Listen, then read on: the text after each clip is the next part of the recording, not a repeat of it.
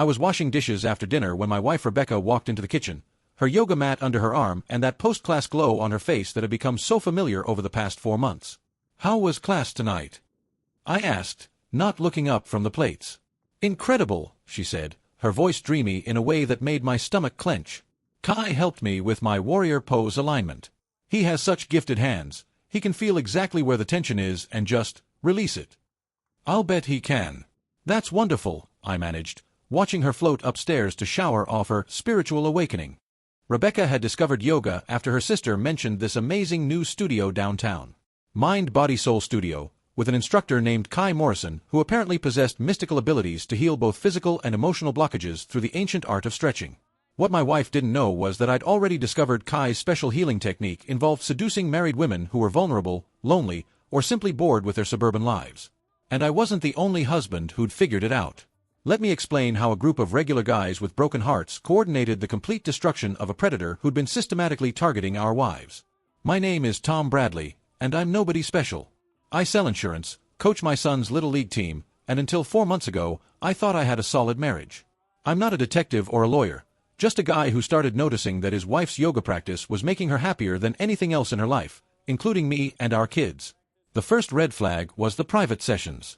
Rebecca claimed she needed individualized attention to advance her practice, which required one-on-one meetings with Kai at the studio after normal business hours. The second was the sudden interest in Eastern philosophy, meditation retreats, and spiritual awakening that coincidentally aligned with everything Kai taught in his classes. The third was finding the text messages. Rebecca had gotten careless with her phone, leaving it on the bathroom counter while she showered. The conversation with Kai wasn't about chakras or spiritual alignment. It was about how their connection transcended the physical plane and how she'd never experienced anything like his healing touch. I felt sick reading those messages, but what broke my heart was the realization that my wife wasn't special to this guy. She was just another conquest. That's when I started digging into Kai Morrison's background and discovered I wasn't alone in this nightmare. Mind Body Soul Studio had been open for 18 months. During that time, at least 12 married women had become devoted students who required private instruction. At least 7 of those women were currently having affairs with their spiritual guide. I started with the obvious approach. I called the other husbands. Jim Harrison's wife Michelle had been attending advanced meditation sessions for 3 months. Steve Chen's wife Lisa claimed she was exploring tantric energy work with her instructor. Mark Rodriguez discovered hotel receipts in his wife's purse for spiritual retreats that coincidentally happened on the same dates Kai traveled out of town. We weren't a group of sophisticated revenge artists. We were just 5 heartbroken guys who'd been played by the same predator, and we were tired of being victims. The plan wasn't complicated. We didn't need it to be. Jim worked in marketing, so he understood social media and online reputation management. Steve was an accountant who knew how to research business licenses, tax records, and financial vulnerabilities. Mark managed a construction crew and understood how city permits and building inspections worked.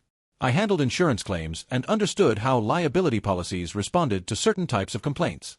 Together, we formed the most motivated investigation team Kai Morrison would never see coming. The first phase was documentation. We hired the same private investigator, splitting the costs 5 ways, to compile comprehensive evidence of Kai's pattern. Photos, videos, hotel records, travel receipts, text message exchanges with all our wives. The second phase was research. Steve discovered that Mind Body Soul Studio was behind on rent, owed back taxes, and had multiple violations of its business license terms. Mark learned that the building hadn't passed its last 3 safety inspections and was operating with expired permits. The third phase was coordination. We didn't attack Kai directly. We attacked every pillar supporting his operation.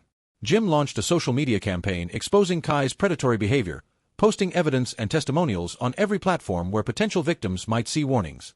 Facebook groups for local women, yoga community forums, neighborhood social media pages. Steve reported the studio's tax delinquencies and business license violations to every relevant city and state agency. Mark contacted building inspectors about safety violations and permit irregularities. I filed formal complaints with Kai's insurance company about inappropriate conduct with clients, triggering investigations that would result in policy cancellation. But the masterpiece was the wives themselves. We didn't tell our wives what we discovered. We let them find out from each other. Rebecca called me from the studio on a Tuesday evening, her voice confused and hurt. "Tom, something strange is happening.